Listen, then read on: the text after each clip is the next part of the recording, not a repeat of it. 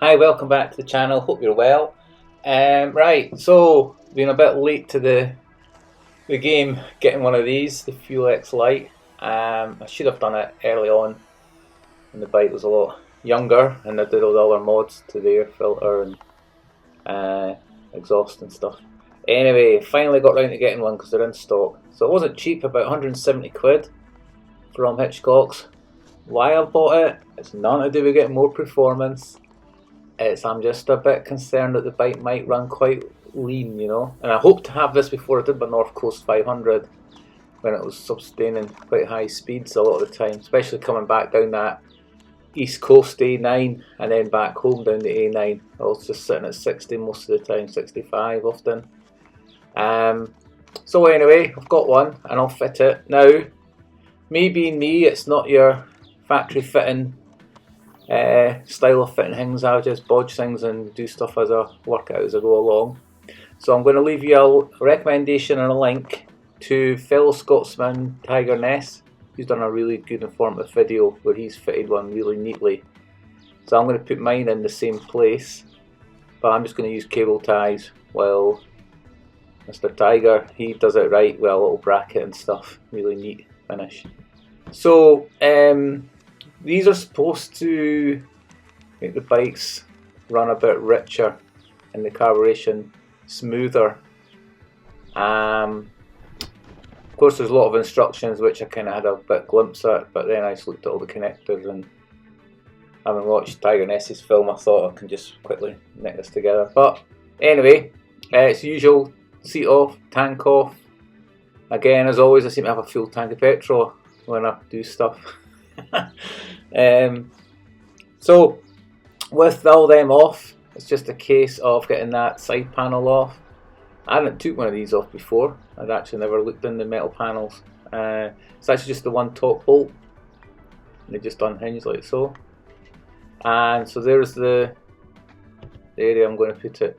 So what I did was I unscrewed that so I could then drill it to cable tie in.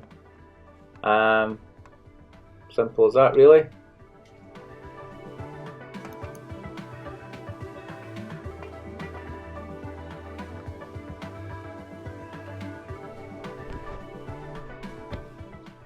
So with the panel drilled, I just had the cable ties ready and bolted it back on, and then got the box mounted.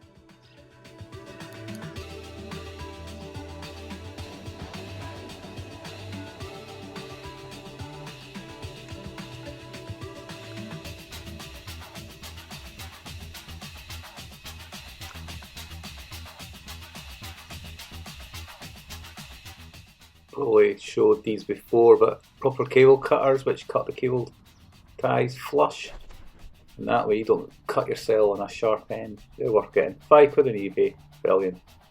And that's that mounted up like so. I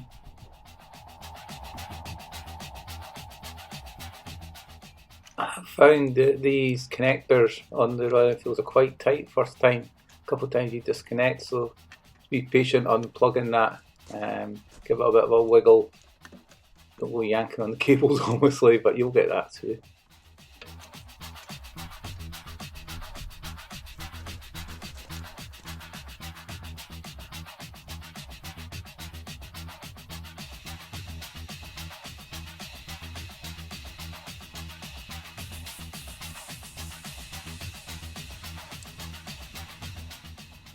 The earth wire on this is really long, I don't know why.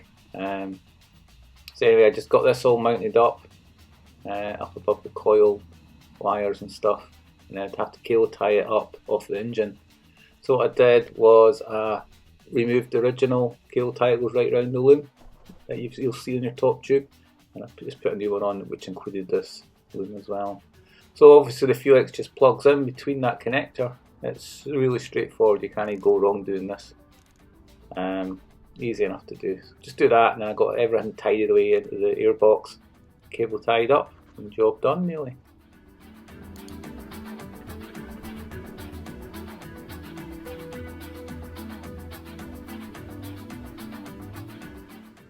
Another couple of cable ties will keep all the connector and extra loom wound up in here, tidying out the way.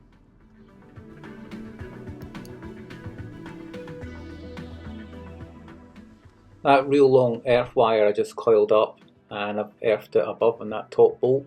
You can just see the bolt there. So anyway, that's that. Cover back on. And job a good one.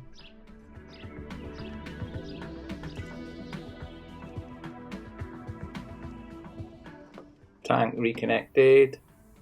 And then seat.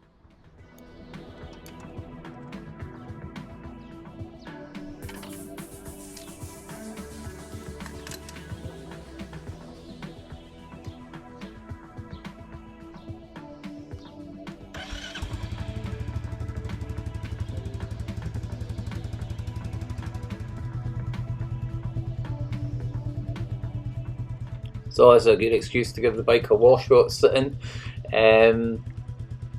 Just idling for a bit. Now, I actually have so much new respect for this bike, having I've just done all those miles. I'm at nearly coming up for 7,000 miles now on it. But to do that North Coast 500 and do 920 something miles in 3 days with not being sore, a standard saddle as well, including one day which was 430 odd miles or 20 odd miles, that's impressive. For a £4 bike, you know.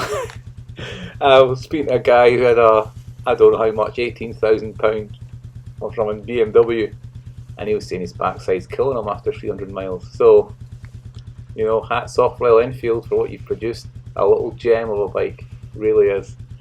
And I feel quite guilty that I don't wash mine much and it just sits outside all weather. But, you know, I did kind of rat it, like de-chromed it and everything and waxed it all to use it, and I'm so happy I have. It does need another shiny one though, doesn't it? So anyway, I'm going to just do my chain with Silcoline chain cleaner, get all the road grit off it. I'm back to running oil on my bikes. I'm using SA90 gear oil. Somebody recommended it, and it actually seems the best as it leaves less mess. The Lanogar sadly does leave a bit of it over the back mudguard and stuff. It does leave a bit of a mess, but I'm still happy to use that in the winter time. You're always getting a bit of anti-rust protection on everything, you know, around your back wheel. But yeah, can't fault the bike. Just sprayed the disc calipers as well, give them a wash out. So yeah, sintered discs, pads, sorry, I bought instead of standard pads. I didn't realise at the time when I ordered them. And folks were saying, oh, what are they like? Are they okay? Well, they are okay. They're maybe not the right thing to have on the bike in summer, but they're a bit kind of, you can hear them when you turn the wheels, you know.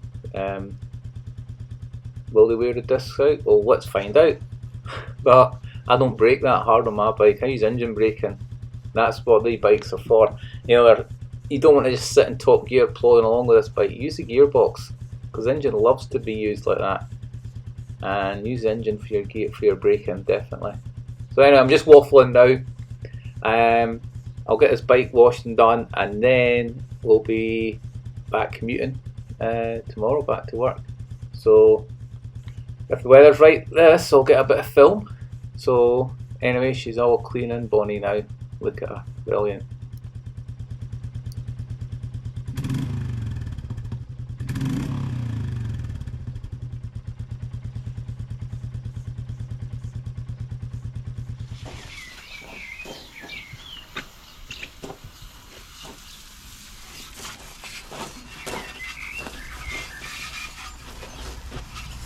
One try, a quick spray down the GT85 and a wipe over all the green stuff. Don't work. Job's good on. Looking grand.